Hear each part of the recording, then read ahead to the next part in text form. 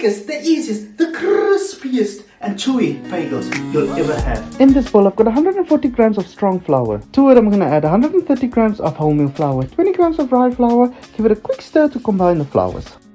Dig a little hole and add 10 grams of yeast. Now add 20 grams of malt extract to 150 grams of warm water and add it to your yeasted hole. Oh my word, that sounds awful. Yeasted hole. Anyway, give it a quick mix, cover it up to activate your yeasty hole. Look, with bagels, you gotta have a cream cheese. And you know I'm not gonna go buy any, so now I'm gonna show you how to make a quick, foolproof mascarpone.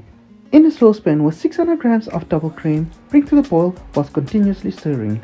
Add the juice of 1 lemon and keep stirring till thickened.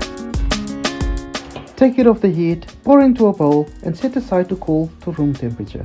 Once cool, stick a fine sieve on a bowl and line with a clean kitchen towel. Pour the cooled cream into the cloth, just like I forgot to show here, sorry, then set in the fridge overnight. By now your yeasty hole should be alive and bubbly, so heat it with 10 grams of salt. Give it a quick spoon just to bring everything together. Cover and let it go for a 10-minute nap. For the bagel coating, I'm going to make 2. On half, I'm going to add dried onion flake, fennel seed, ground coriander, black pepper, garlic powder and salt. And on the other half, poppy seed, sesame and oats.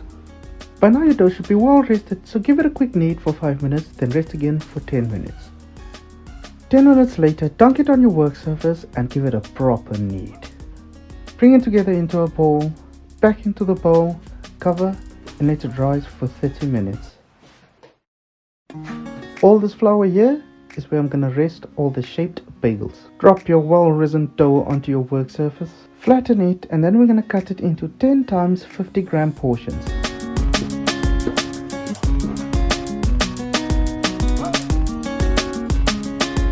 Now there's 2 ways you can shape your bagels. A traditional way, which I'm going to show you now.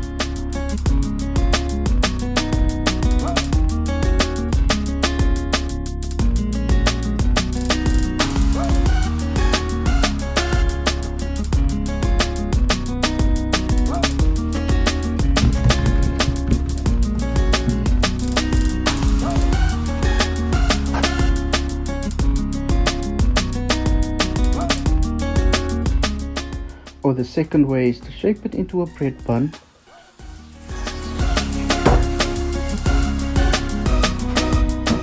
Stick your finger right in the middle of it and then swing it around your finger till you get this perfect shape.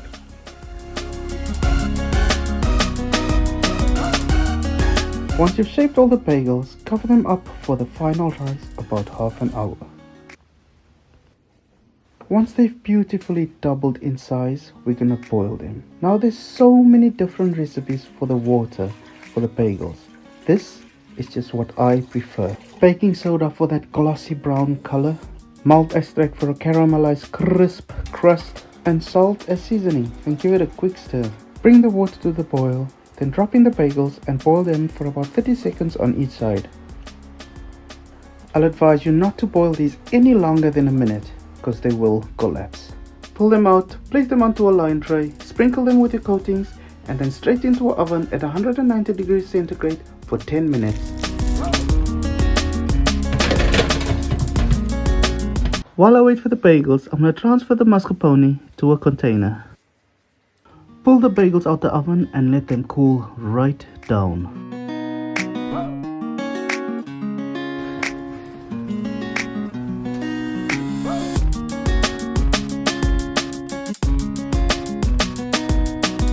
I made the most amazing pickled veg a couple of days ago because I knew I'm making bagels.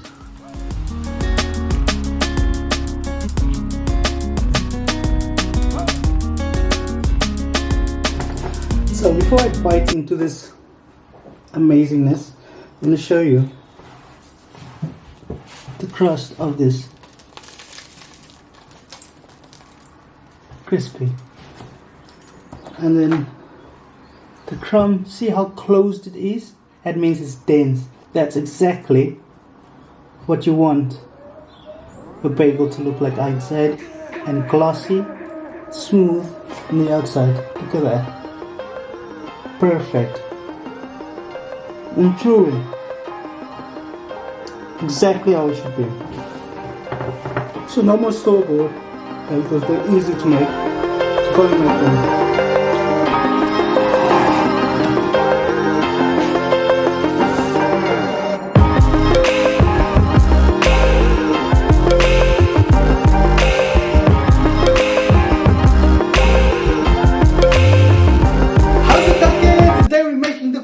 The easiest, most crispiest and chewiest bread buns in the world. The crispiest and chewy bagels you'll ever have.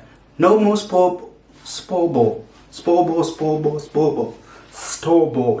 No more bread buns pretending to be bagels. It's dairy making.